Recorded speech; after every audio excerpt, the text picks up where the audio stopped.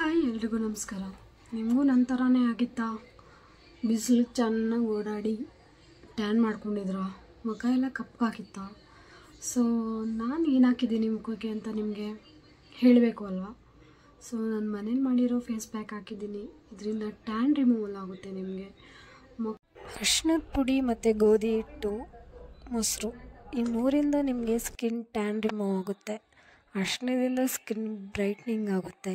ಗೋಧಿ ಹಿಟ್ಟಿಂದ vitamin E ಸಿಗುತ್ತೆ, ಸನ್ಬರ್ನಿಂದ protect ಮಾಡುತ್ತೆ. ಮೊಸರು ಆಯಿಲಿ ಸ್ಕಿನ್ ಇರುತ್ತಲ್ಲ, ಅವರು ಯೂಸ್ ಮಾಡಿದ್ರೆ ಆಯಿಲಿ ಸ್ಕಿನ್ ಅವಾಯ್ಡ್ ಆಗುತ್ತೆ. ಇದನ್ನು ಚೆನ್ನಾಗಿ ಮಿಕ್ಸ್ ಮಾಡಿ ಫೇಸಿಗೆ ಅಪ್ಲೈ ಮಾಡಿ. ತುಂಬಾ ಚೆನ್ನಾಗಿರೋ ರಿಸಲ್ಟ್ ಕೊಡುತ್ತೆ. ನೋಡಿ ನಾನು ಎಷ್ಟು ಚೆನ್ನಾಗಿ ಬ್ರೈಟಾಗಿ ಕಾಣಿಸ್ತಾ ಇದ್ದೀನಿ ಅಂತ.